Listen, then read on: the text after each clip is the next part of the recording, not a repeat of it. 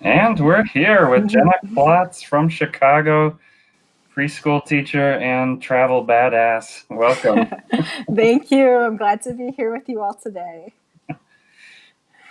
So many things, and you tell me you're shy, and I realize you're in the right moment. You can bring the stories out. So Yes.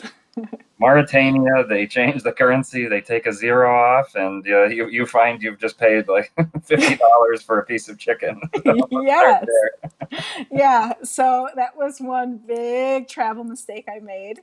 And what's crazy is I didn't even realize it right away. I was walking around paying for things. And of course, the big smiles on, the face of the man when I paid him for the chicken and the nice tip I gave him 10 times what I would have didn't mean anything to me. I was like, okay, this is fine. It only dawned on me when I had a taxi driver who was like, no, no, no, no, no, no. And he gave me back all this money. And I'm like, did I just get a big deal on this taxi ride? Wait a minute, something's not right. So I walked myself trying to find a bank, finally found a bank, walked in, and I actually held up like a piece of US dollars, like a $10 bill. And I was like, Mhm. how much like of your currency would this be? Mm. And then when they told me I about lost it, I was so distraught that they actually brought a woman down from upstairs who spoke really great English. She was so nice, though. She's like, it's going to be fine. I'm going to help you. She took me up to her office. I sat down in her office until she was done working for the day. It was a Friday, so she was just like Mhm. working a half day. Sat in her office, and then she brought me to her house. She had lunch, like an elaborate meal for me. She gave me this wonderful gift. And then she also had someone who worked for her go and exchange the money back. Just like who does that for a stranger? That's not something you see here in the United States for sure. Mhm. Took me back to where I was staying. And I was saying, like, she exchanged a lot of it back, but then she told me, hey, like, keep this amount. You need at least a little bit of money. I don't want you to end up without anything. But Mhm. then when I went to fly out, I had too much, and there was no way to exchange it at the airport. And then everywhere else I traveled after that, I'd like show them the money, and they're like, "No, we're not going to take that. We can't exchange that." So I came back with like $50 or $60, and then I kept like, "What am I going to do with this?" Okay, and then Anya invited me to go on the iron ore trade trip, and I was like, "Okay, now I can finally get rid of this currency." Except I couldn't find it, so I ended up going back to Mauritania for a second time. Uh-huh. Did not bring the currency with me, so I guess I may need to make another trip back one of these days. Oh wow! Talk about the iron ore trip, though. That's Yeah, incredible experience. yes, it was an experience I did not expect. So the one great thing about like where I was at with travels was that I could kind of I love that I'm at the point where I can just say, hey, that sounds like fun. I'm going to join you. It's no Mhm. longer about like, hey, I haven't been, to this country. I need to go there. It's like, okay. So she Mhm. planned the trip. She's like, hey, come with me to Mauritania, do the iron ore train. And everyone I told about it is like, you're crazy. You're going to ride on the top of this iron ore? I'm like, sure, Mhm. it's going to be Mhm. fun. So we get there, and the train had been regular for most people, like coming every day. They, didn't always know the time, but you Mhm. knew if you waited, it would be there. And they'd recently had an issue where one had passed a group. And we're like, Mhm. well, that can't be that common Huh. until it happened to us. So we're there. We get word the train is not stopping. And sure enough, we're on the side of the track. It blows right past us. We're coming up with all these backup plans because we need to cross over to Western Sahara. We Mhm. have flights back. We can't just delay for a day, unfortunately, and just sit and see if the next day is any better. Mhm. And then, being very persistent people, we went to it was like the chief in the town, his Mhm. house, and asked him, hey, like, we really wanted to get on that train. He's like, Mhm. what kind of crazy people are you? Like, you came all the way here to get on our train? Who does that? But he invited us in. He was eating dinner and invited us to sit down in his home, eat dinner with him. And then he ends up being like, okay, well, I'll see what I can do and make some calls. And we still have no idea if this is really going to happen or not. So we already have like come up with plan B. We've got cars that are going to come to wait in case that train doesn't stop. We go back and wait on the tracks overnight, fall asleep there. And all of a sudden he comes, it's like 4 a.m. He's like, get up, the train is coming, it's coming now, you got to get all your stuff. So we're grabbing everything. We see the train, we still don't know for sure, is it going to stop? And then all of a sudden it's slowing down, and they're like, go. So instead of like maybe like 10 minutes, we have like 2 seconds to get everything on. There's no time to pick what car we're going. It's just like, get everything on the train. So we climb up inside this and we get up there. It's covered in water, but it's too late. It's too late. The train is moving. You're not going to jump on a different one. And then we look, it's like, it's still dark out, but we're on top of an island of iron ore. And our legs are soaked because we've stepped down in this water. We're starting to get wet. And it's like, okay, how are we going to just all sit perched up? It's like, imagine like a little group of people just up on the top of this. We're all like smushed together. We have no room. We'd be spending like 12 hours just like stuck close together. So Anya had this great idea. She starts tearing off the tops on water bottles, and we start bailing all this water out as much as we can, smoothing it out. There we are on the train. Okay, we finally can put our things down. Stuff is still stoked, like bags and stuff that we never expected this. We thought it'd be dirty, but it's dirty and wet, We finally fall asleep for a little bit. The sunrise comes. It's amazing. It was beautiful to see. Just incredible, just the view. And, at first it feels fine. Like we got blankets. We thought it was going to be cold. And I'm like, hey, it's not that bad. I've got on a winter coat. I've got all these layers. And we're sitting up there, and then the day goes on because normally you ride at night, and that was not the case. So we are riding in the middle of the day with the sun beating down on us with all these layers on, and you slowly taking off like your coat. And then, next thing, and then you're like, hey, we're up here just baking in the sun on the top of this iron ore, and then we'd go past and you get all this blowing at you. You're just covered. Like you can all see in the picture. I mean, I was coated in this iron ore, and we're just like frying. And it's like, okay, we were having a really good time, but anytime we'll be ready to just kind of get off. And then we call them to be like, hey, we need to get off because we've got to cross the border to Western Sahara, and we're going to miss the border crossing for the night.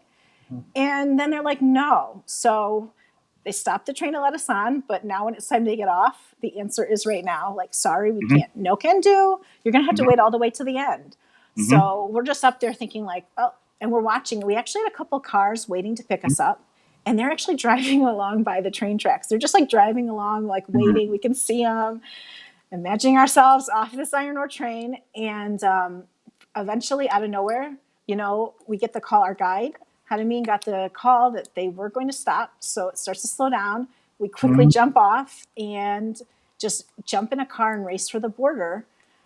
Get to the border, and they at first tell us, well, they were still open, but they said, sorry, you can't cross because the other side is already closed. And it was Anya and then David Yang and myself. And Anya and I were extremely persistent about like, we need to cross. We went through everything. Like we didn't even have time to shower before. So we'd like taken all these wipes and like wiped our whole faces, our hands, anything that was like as visible as possible. Yeah, sure. Crossed over and made it to Western Sahara. Like we got there to the border and it's locked and there's nobody there. So we're thinking, we're now stuck. And we can't go back because the guy was like, no. Like he was not happy about letting us leave and was telling us we can't do it. So we see somebody who is just like one like random guard. And we're like, hey, we really need to cross this border. Everything is like it's dark, it's closed, that's it. And he tries to call somebody. I was actually trying to speak Spanish, so I knew a little Spanish from when I taught in Houston, and then just from like Spanish classes I've taken. And so I was able to like kind of use my Spanish to try to kind of slightly understand what we were saying, and they kind of got it a little bit. But we ended up getting them to come back. And it was not just like someone coming back to stamp us across, because we had a car that they had to inspect and there were different things. So it was multiple people who had to come back from their houses just to get us across this border. And so they were amazing about it. But yeah, we got to Mauritania and we're driving, trying to get to our hotel. We had another checkpoint we actually stopped at. And we're still very dirty, it's late at night, whatever. We walk inside this checkpoint. It's Anya and David and I again. And the guy turns and looks, and he looks. I mean, I am filthy. Like I look disgusting. He's got like these like snacks on his table, and I guess we look like we have not had anything. He takes one of the snack cake. It's like a muffin or something, and he throws it at me like, "You poor thing! Like take this muffin. Like you look horrible." And I'm like, I've never had something like that happen. Like at checkpoint, someone's like, "Take the muffin. Like here, please." Like, you know.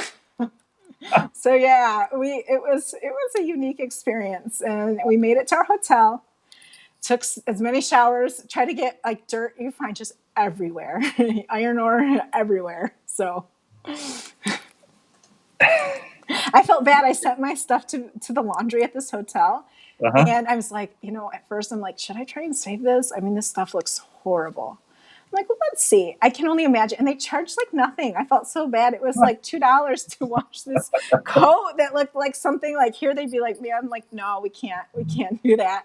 Nope, it all came back. And I was amazed. It was all looked excellent. So great laundry service. Speaking of laundry, there's so many comments and questions. I have to keep scrolling and scrolling. But Claudia's saying, isn't the blue Touareg scarf worn by men? Just asking for info. Yeah, so like it is. I mean, you would not see a woman wearing it. We wore it. It's like traditional. So we had it on mainly like also to keep all the dust and everything off you. It was a great way to do that. But yes, she is correct. And so many ego-stoking comments you'll have to watch on the replay. And well, you've got the peanut gallery attending today, so that's great to see all the enthusiasm. But Amy, I'll pick out her comment. This is stressing me out just hearing about it. Yes, but it's funny because that is just something that is me. Like if I could take something and then make it harder than it needs to be, like people would be like, I would just give up and go find a hotel and take a shower and who cares? I'm like, no, I'm going to go for it. We're going to try it. We'll make it happen. So yes, I'm very persistent with anything that I really care about. I will persist to kind of make it work. Oh, fantastic. And the biography you submitted, you talked about steps getting comfortable with travel, and that's not usually a phrase. I think people want to project this image of their heroic travels, and so your candor in that, I wanted to expand on that moment and where you felt when you started and what that transition was like. Yeah, so I was always extremely shy as a child. Never someone who would speak up. We would go to like an event and they would take everyone's order and miss mine, and then I wouldn't even say anything. And they're like, "Who is it?" Like, we missed somebody. Who is it? And I'd sit there like at 5 years old, like would not speak up, which was not a good thing. But yeah, with travel, that definitely changed me. Even when I started out, I still don't know that I was that confident, but the more experience I had, when you travel to different countries, you have no choice but to speak to people. I mean, I could make my way around Chicago and if I wanted to not speak to anybody, look something up on my phone or figure out a way to, problem solve things. But when you're in another country and look at my problem in Mauritania, I had to find somebody to help and talk to. And so that's one of the great things I think about travel is it gives you an opportunity, I think, to, it made me feel more confident or comfortable. And I think especially with when I started out, so I did something called Semester at Sea, and I didn't know anyone. I wanted to do the trip so badly. In fact, my dad at the time was like, no, you're not going on this. And I'm like, yes, I'm doing this. Like, I'm going to go. The interest in seeing all of these countries, to me, outweighed the fear of doing it and going on that ship and not knowing anybody. And so I went, anyway. And, when I was on the ship, we had a very unique experience. I was about 10 days into it, and we were hit by like a rogue wave in the middle of the Pacific Ocean, something unexpected. And again, you're alone. I truly did not think I was going to make it through that. And so after that experience, and getting, off that ship and Hmm. continuing on. It's like, hey, you've made it through that. You can kind of do, you can do anything. You just got to set your mind to it and have some confidence and, go for it. So I think that was a driving force. And then, also just once I took a year and I taught overseas as well. Mm. And during that time, I started taking weekend trips a lot. And so I really felt more comfortable. Like people would ask me, when you show up in a country and you don't speak the language, aren't you afraid or scared? And I said, no, I actually feel very comfortable that if I need something or I'm talking to somebody, like I'll find a way to communicate. But people, I've always found the generosity of people when I travel just blown me away. Just amazing compared to what I would see if I needed something here on the streets of Chicago. So, that's something that has always been remarkable to me about traveling. And I think really helped me feel more confident is seeing that. And it's interesting that it's the language question that comes up time and Yeah. time again, and it is lodged in so many people's minds until they have started traveling. Even now with all the apps and all of this, you can rationally say that language solves Yes. itself in many ways, Yes. but it does seem a big hurdle. Another hurdle on my blog a few years ago, regular reader, she wrote, and I never had a good answer of she's really afraid of eating alone at a restaurant, Oh. and that just and to me it's just something it never occurred to Yeah. me because I'm very introverted.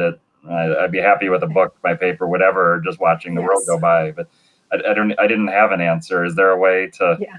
talk about somebody who's really that just terrifies them? Yeah.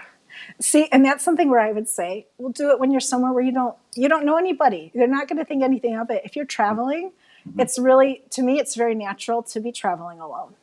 And if I'm traveling alone somewhere, you're going to want to eat dinner, So Mm-hmm. to me, I understand that for sure, especially the first time or the first few Mm-hmm. times you do it. But I never noticed anything, I've a few times had people at nearby tables, they want to talk to you because they're curious, like, who is the person over there, sitting alone? So I've actually had a Mm-hmm. few good conversations with people just from those experiences. But oftentimes, it is something where you just have to do it more to feel more comfortable with it. And so I would say, like, my big thing is try it when you're somewhere on vacation. Like you don't know anybody, they don't know you, you're never going to see them again. So it's fine. Mm-hmm. Go out and try it. Like you'll find that it's not that bad. Mm-hmm. And so that's the same thing with like solo travel. Like you said, like I'm very introverted as well. So traveling on my own doesn't bother me. Like I enjoy going with people, but I'm very comfortable like doing anything on my own, setting up trips and planning them. And, I go with the expectation that it's fine. And if someone joins me or if I have a trip with other people, I certainly enjoy that, but I can do it on my own. Fantastic. And living in Hungary for a year. Yes. So that was unique. I did not succeed with learning Hungarian. And in fact, actually during this quarantine, I like tried again. I tried to go on Duolingo. I was like, you know what? I really wish I'd learned more of it while I was there. Let me just try. Mm. And I was like, I was not succeeding. I was not improving. So it's hard. Like I would learn certain vocabulary, like I'd learn certain words I could recognize. But outside of that, I went through some really unique experiences with the language. I would go online and translate, like, and Google, and I'd take it with me, like, to the store.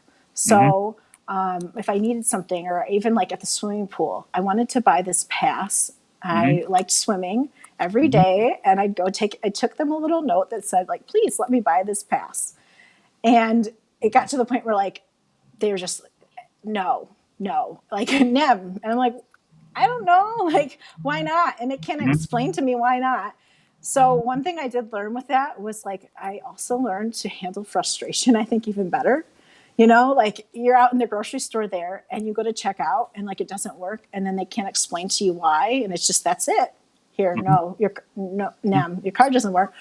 Okay, well, thank you very much. Like there's nothing I can do. Mm-hmm. So I think I also kind of realized like in the US we just expect everything to work and kind of go as we want And if it doesn't, we'll figure out how to make it work. And there I had to realize, like, no, sometimes it's just not going to happen. But yeah, I really enjoyed it. Like, I enjoyed living there. I lived in a small town. Mm-hmm. It was actually like a spa town, so that was kind of fun. I also I connected with local people by doing Zumba class. So Ah, that was something very unique. Like, I was like, hey, why not? It's really fun. And I'd learned to count like to 3 in Hungarian just because she'd like count off when we'd start something. But I had to watch so carefully because I couldn't understand like when she'd give direction on anything, make sure I'm not turning the wrong way or whatever she's telling everybody to do. But it was really fun because I was going there so much that when I finished the year and they knew I was leaving and moved back to the US, they actually made me like special gifts. And she made me these little earrings, the Zumba instructor. It was like these little Zumba earrings. mm-hmm. And they had like a few other little cute things. And to me, it was kind of great because it was like I had connected with them and bonded with them. We couldn't even communicate verbally. Like, I still didn't know Hungarian and they didn't speak English. But, you know, I showed up all the time and I was like part of their little community. So that was kind of a fun experience.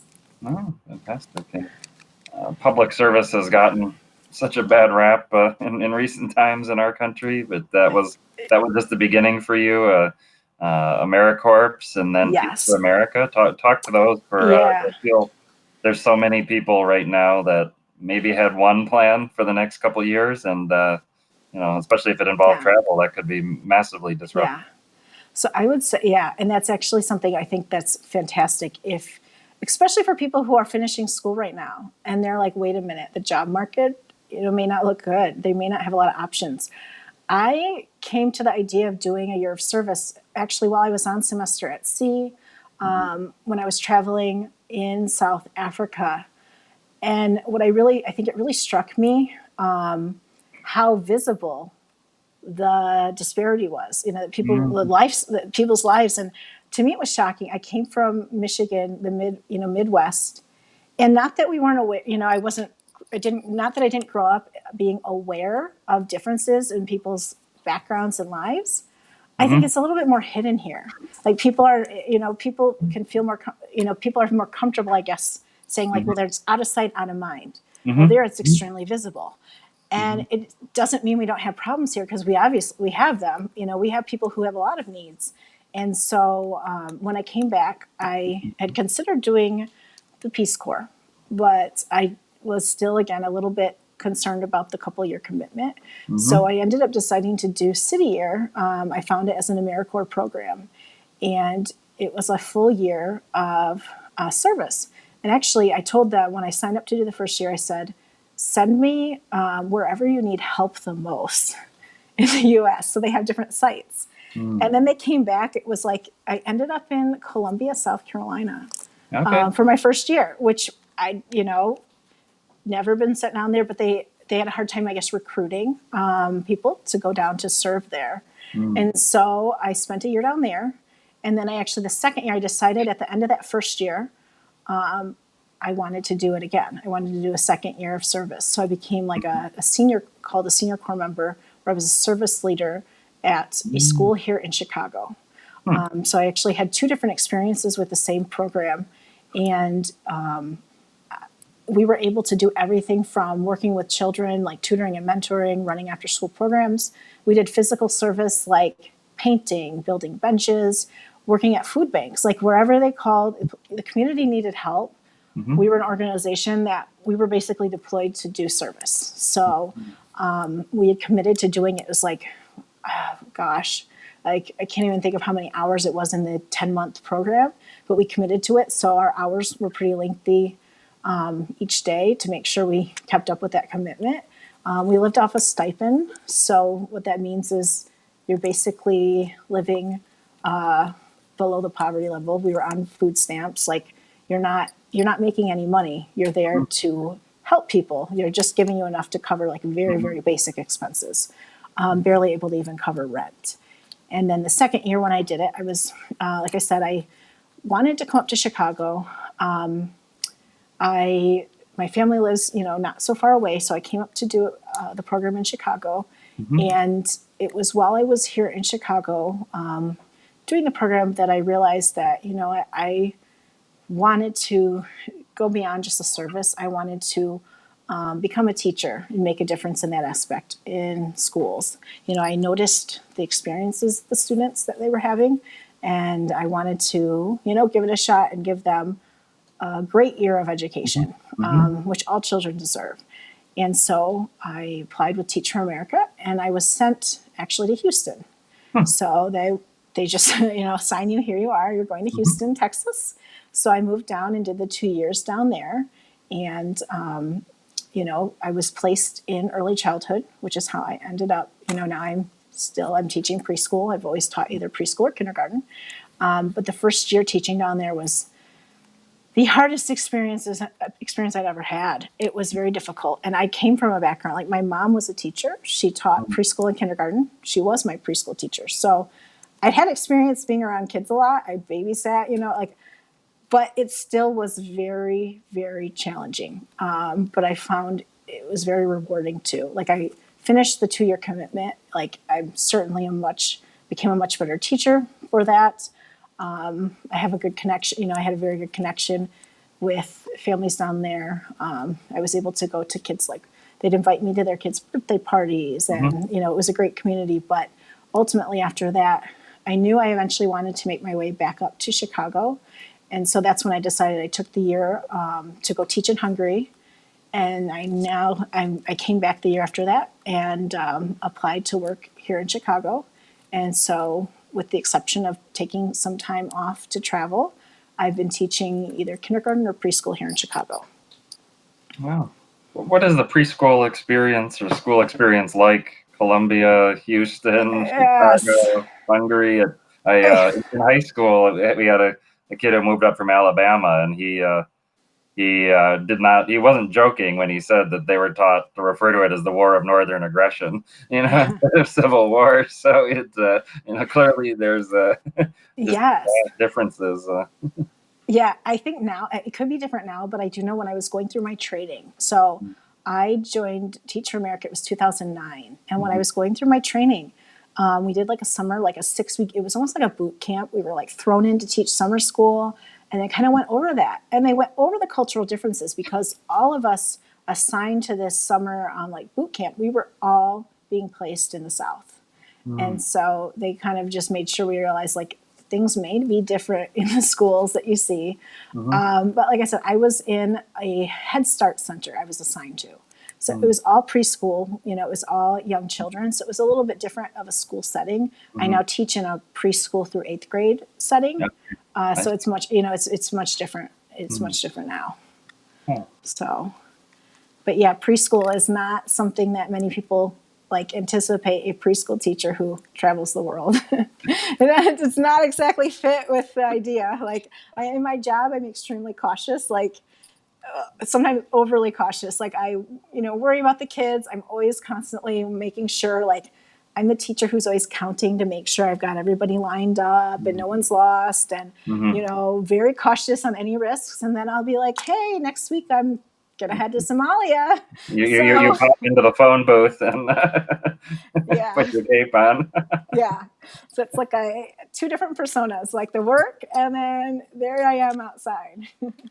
Yeah, well, Debjit is asking in a different way that I was about to ask. We'll combine the questions. So he's saying, do your students know about how cool you are? Have you shared your travels with them in any way? And the way I was thinking of is a preschooler in America, Chicago, where you're based.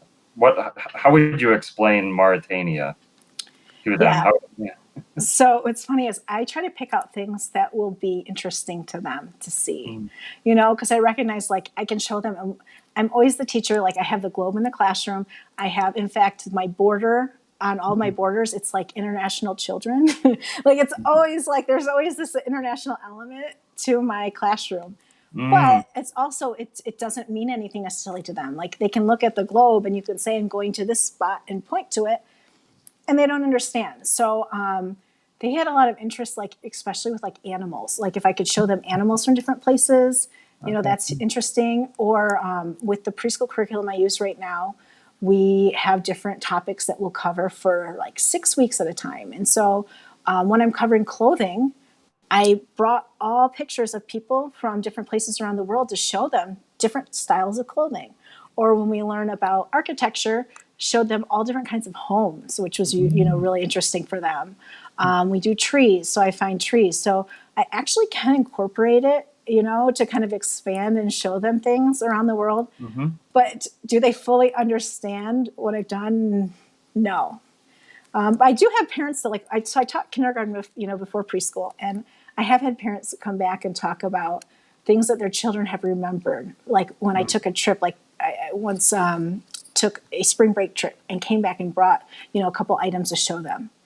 And she said how her son remembered that still. It was like years later. So you never know as a teacher what is going to spark an interest in your students.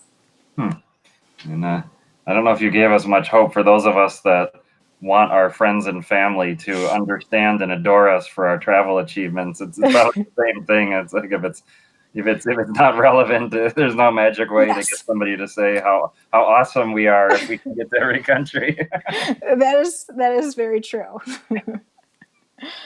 So what is that moment like of 193? So it was exciting. It just kind of felt like I can't even believe this. Like something you worked at and worked at and worked at. And then to finally come to that end, it's funny. I'm a huge Disney fan. So in fact, I celebrated, which most people would be like, what? I went with my family. I flew back. I went with my family down to Disney World. And we went to Epcot, where they have all the countries around the world. And obviously it's our theme park and amusement. But what was kind of fun about that is my family is big on traveling as far as a place in the Caribbean or like Florida or something, along those lines, but not necessarily, hey, let's all go on a safari in Africa or let's go see this. So very much I'm kind of the outlier in the family as far as that goes.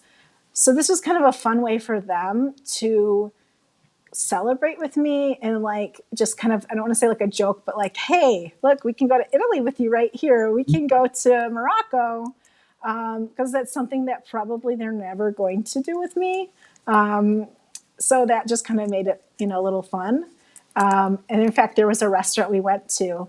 It was actually called the Top of the World Lounge. Wow. And so we celebrated. It was my birthday. And so we went and celebrated and went to this Top of the World Lounge.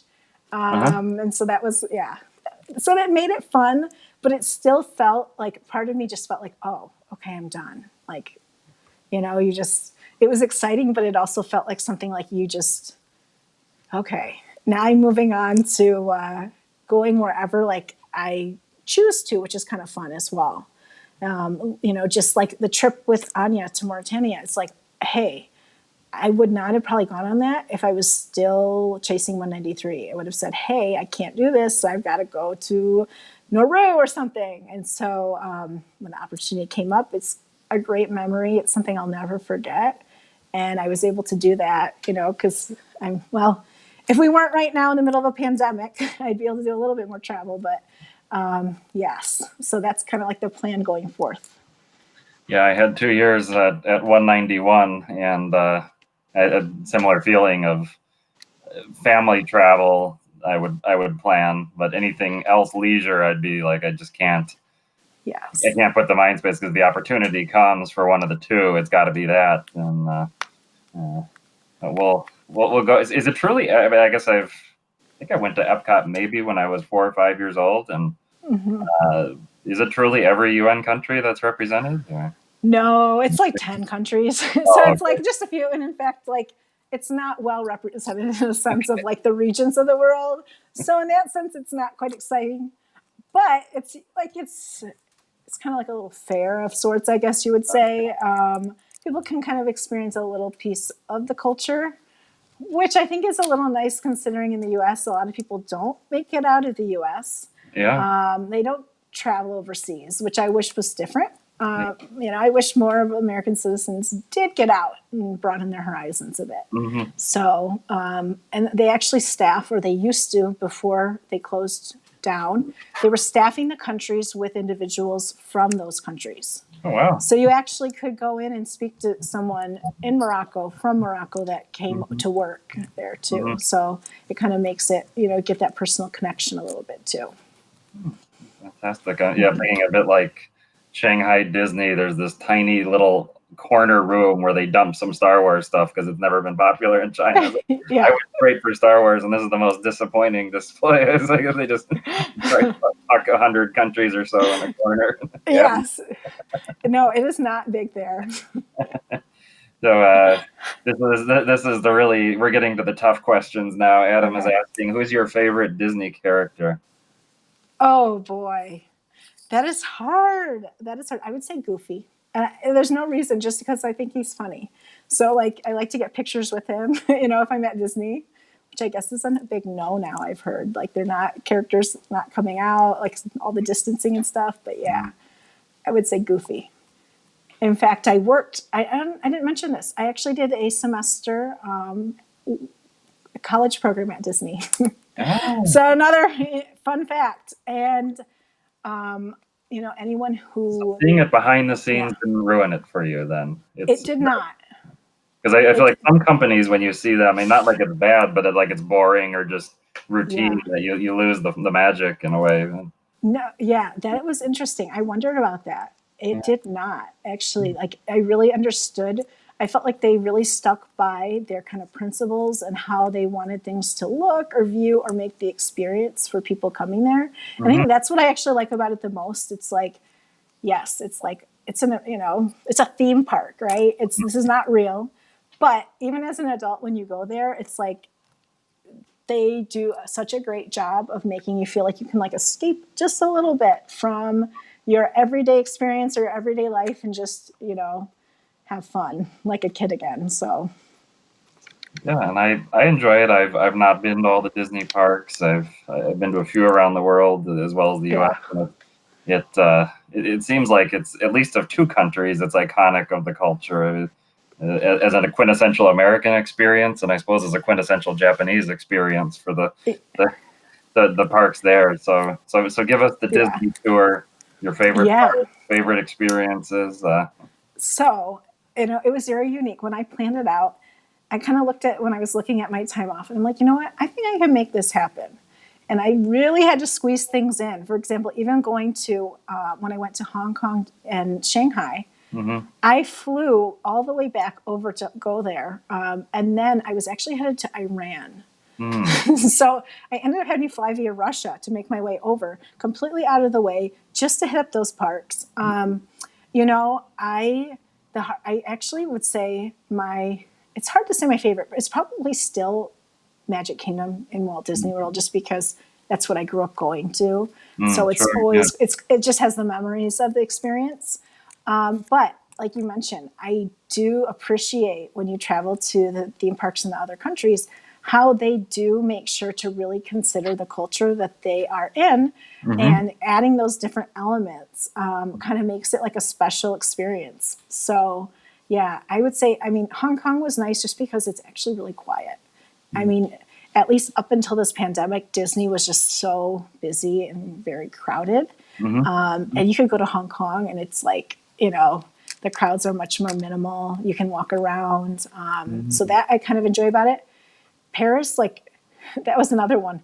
I flew back from Paris after I headed back to the US just on a little break during my eight months off. And so I'm like, hey, I'll fly via Paris just so I can throw in these last couple of theme parks. But yeah, that I know was actually, it's interesting. I think it was a little controversial when they opened there. And Mm-hmm. they also are not some of like the top Disney parks. Like I think even attendance there is a little bit lower too. I see. But yeah, it's unique. Like they have their own special element, so it kind of makes it fun. I mean, I don't know at this point. Like I'd be planning out trips just if I'm in the area, I would stop by, but I don't know if I'd plan another. Like, let me hit up every park again. Uh, It might be a one and done.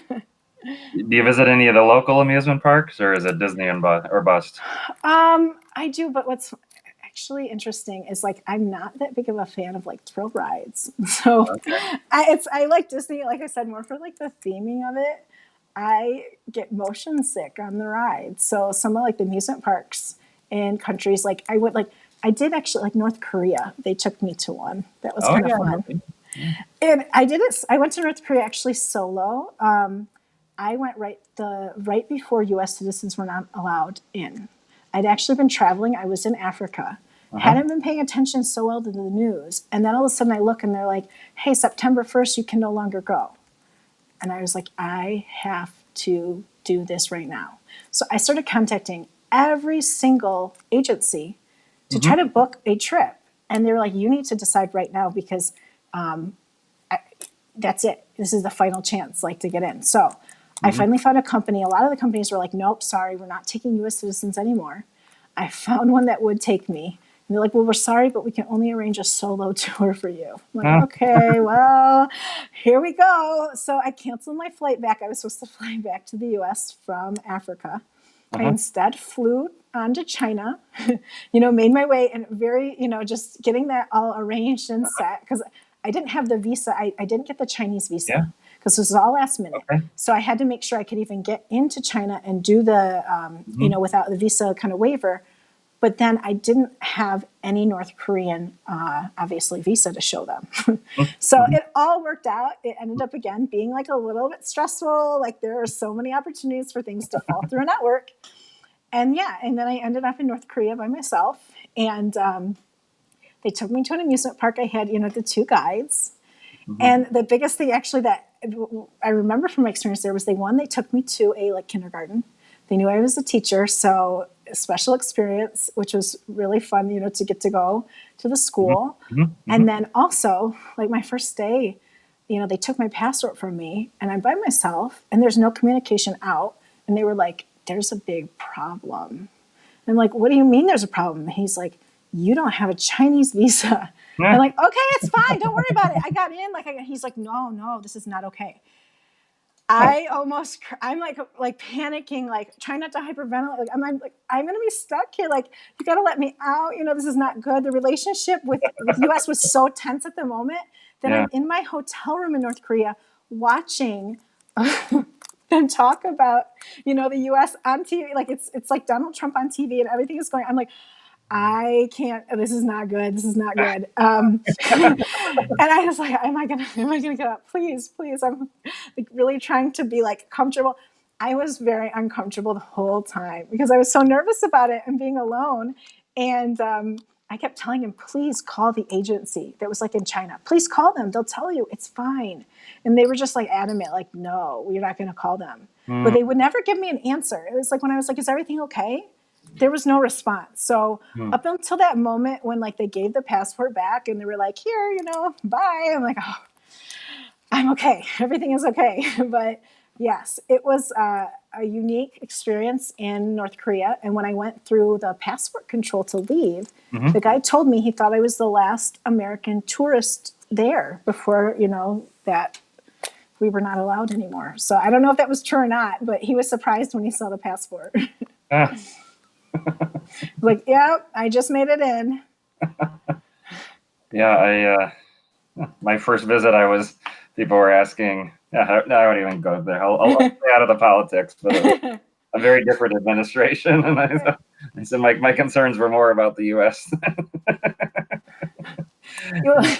Yeah, I came back though, and there was nothing because I flew back from China.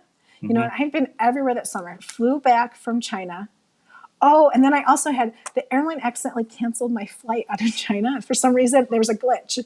And so then I'm like, wait a minute, I don't have a flight home anymore. And like it ended up, they figured it out. I'm glad I was going back in and looking at everything. They made it work, but it would have been an issue trying to come back into China from North Korea and be like, I don't have the visa and I don't have the flight home. So luckily the airline figured it out and we got it all set. But yeah, I came back and it was like a breeze. Like I have global entry. So it's like, hey, just go by. Nobody asked, nobody knew, nobody said anything about North Korea. There was no questions. There's nothing. So I've had very few coming back into the U.S. where I've been questioned before. Not often. Yeah, and it can be surprising at times. I think the only time I went to secondary, they were more interested in my trip to Egypt and not which was the actual destination. It was my trip in Egypt because they saw stamp in, stamp out. Yeah. What was the conversation like with kids in North Korean school is a question from Ted. Okay. So not much conversation because they couldn't, communicate with me. They were little. But it was actually, I have some great video. They were really big on taking me to each classroom and like showing me something or engaging with me.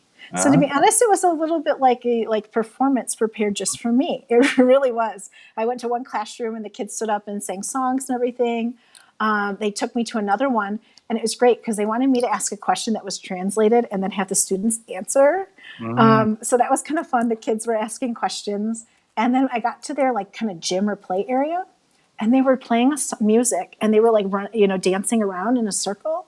So they had me to join. So there I am, like locking arms, and we're like dancing around this room all together. And then they had me play a game with them too. It was like a foot race kind of game in the gym. And then we went to like an auditorium where they truly did put on a performance just for me. So these little kids were getting up all in costumes and like performing and singing, doing the drums. Like the skills were pretty much amazing. And it just was funny because I'm looking around like, it's not a performance for anyone but me. Like they prepared this whole thing just solely for my benefit. So that was very unique. And coming from, like I said, teaching preschool and kindergarten in the U.S., I'm like, there's just no way. Like our kids get up and I have to put them in little spots on the stage and like stand there, don't start crying, look out at the audience, smile. So it was very, very different, very different. Yeah, I'm thinking of my high school trip to China where it would be these incredible performances and marching bands and everything, and then I'd be like, okay, your turn to perform, and we're like, somebody know how to whistle here? How about food? I don't know if you consider yourself a foodie. Michael is asking about I guess a famous poppy seed strudel coffee cake in Hungary. He's not sure the spelling. Marcus Reita. I know what he's talking about. I can't remember the name of it. It's funny. I'm not a big poppy seed fan. But I will say Hungary did have amazing pastries. They did have a lot of amazing food. And while I was there, we actually had like a host teacher who also taught English. So we were teaching English, and they wanted us to teach a lot of the like kind of like conversational skills. And then they had a Hungarian English teacher who would teach them more of the grammar. And so this individual, she was like our kind of host teacher. So example, when I had to go to a doctor, she had to come along because I couldn't communicate. So she was kind of assigned for the year to kind of help us out. But she would invite us over to their house. And we actually had not just her, but several really wonderful people in this town who would invite us over, to teach us how to make, local foods and everything. So I grew to really enjoy, eating there.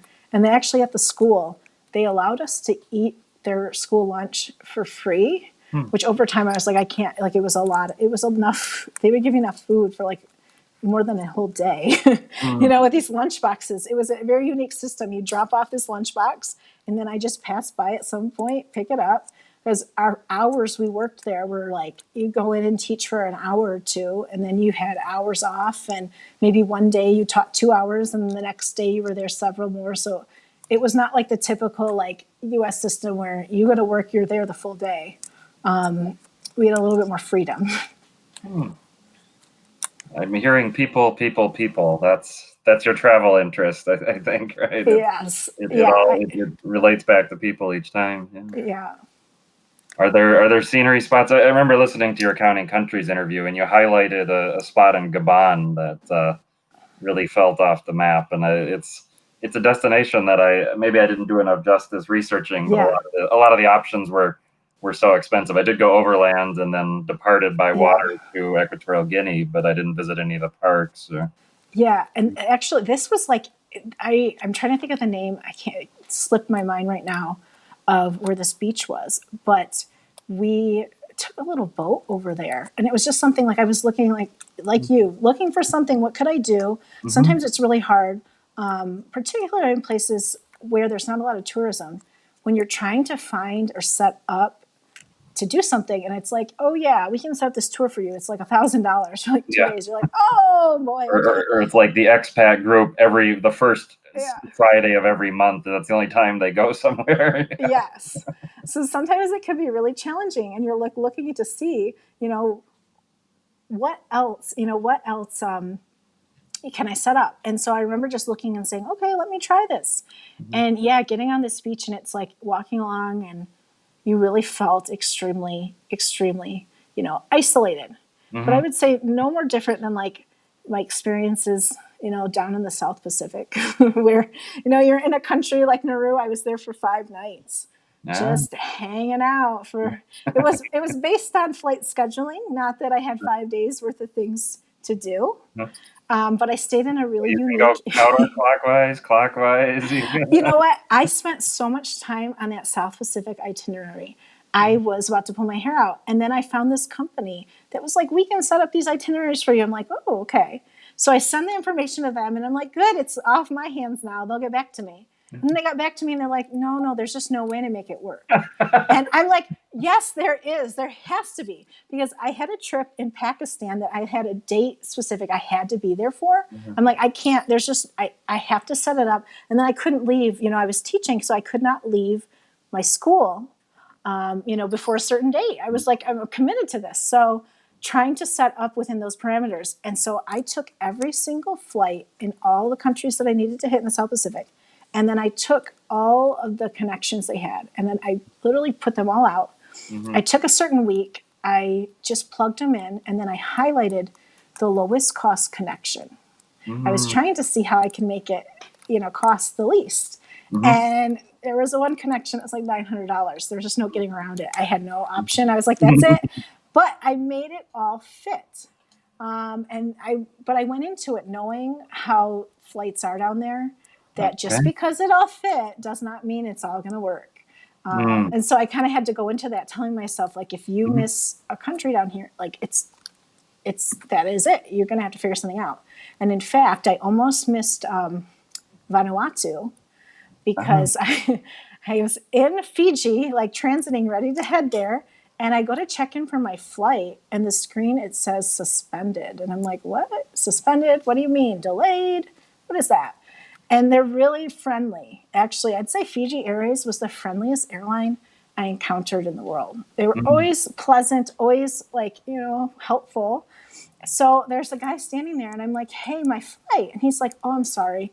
Only the people who've already checked in will go. Sorry, like, we don't know if you'll get a check. I'm like, well, that's not fair. And he's like, I'm like, this is not okay. What do you mean? If I'd been here 5 minutes ago, like, I could have gone? He wasn't explaining it very well. So he smiles. He's like, one moment. He brings someone back. She smiles too. And she's like, yeah, no. No, they're not going. It just means they already checked in. They're like back in the lounge enjoying themselves. And then we all have to wait.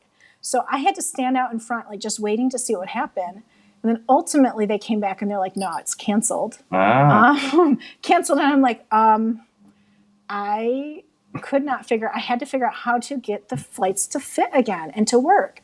And I was at the point where they were like, here, we're just going to cross off this one and we'll take you to your next country. And I'm like, no, you can't do that. I was like, it's going to cost me like $2,000 to try to get back Yeah, sure. down to Vanuatu. I have to figure this out. Yeah. And actually, they were so nice enough that they let me come behind the counter to one of their computers, that they work at. And I'm at the terminal, like at one of the gates, and I'm like setting everything up, like looking on the computer screen, searching, trying to find any way to reschedule myself and like reconfigure everything. And there ended up being like a flight that when I was searching one site, it was not coming up. But if I like looked and separated the flights out, I could get everything to fit again. It took a lot of tweaking, but I managed to reconfigure everything. And so they rescheduled us to fly out in a couple of days, they said, if everything cleared up. So we came back to the airport 2 days later for this flight. I go through, I'm like, okay, like crossing fingers, is it going to take off? I'm not trusting anything yet. We get on the plane, we take off. I'm like, oh, okay, we made it. We fly all the way to Vanuatu. And as we go to descend, the plane is like shaking on its side. Like Mhm. it's like you're one side you're looking at the water, the other's like at the sky. And we end up going in for the landing and we can't land. So we go in, we're headed down, back up. I'm like, this can't be happening. Okay. So he comes on, he's like, I'm going to circle back around another time. We're going to try this again. Okay, here we go. Goes back in for the second time. Back, same thing. No. They come back on and they just acted like it was no big deal. They acted like we just boarded the plane, when you get on and they're like, welcome to this flight number. I'm like, what do you mean? They're like, service will begin momentarily. Like, welcome to your flight to Nandi. I'm like, I'm not going back to Nandi. Yes, you are. We flew all the way back to Fiji. I was like, what is this? So we get back to Fiji, but I'm on the plane and the flight attendant goes by and I'm like, excuse me, ma'am. And she's like, what? I'm like, look, I'm seated in the back and I'm thinking like the US where you got to get off and you've got to get right to the counter and try to get yourself rebooked and stuff, even though that's not just how it's going to work because there's not a lot of people. So I tell her, I'm like, I must get to Vanuatu. I have to get there any way possible. So I really need to get rebooked. And she's like, okay, listen, she's like, I'm going to move you up. She moves me up to the front row of the plane. So there I am walking with all my bags through the aisles up to the front. She seats me down and she's like, okay, when we land, as soon as they open the door, get out, So I rush off the plane like with all my stuff, like, okay, we get back to the immigration and they're like, why are you here? They were not prepared. They didn't even know like we were coming back. So they're like, what do we do? They've already stamped us out. We're all set, So they have to figure out how to like cancel out their stamps and let us back in. Anyway, they rebooked us. We went back. We tried it again the next day. I tried to go with no expectation, like, come on, this can't happen again. But we did land. So something, I never had that before. Flying to the destination and just going right back.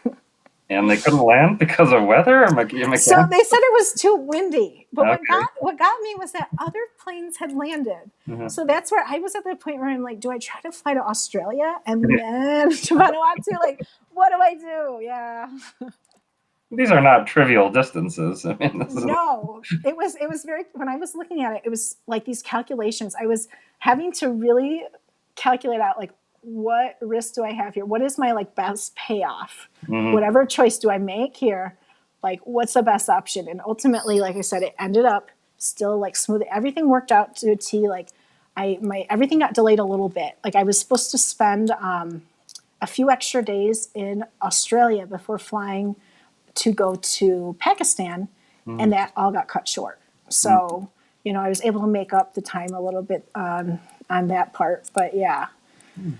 I was lucky. So I've had a lot of luck, I would say, with making arrangements and getting everything to work.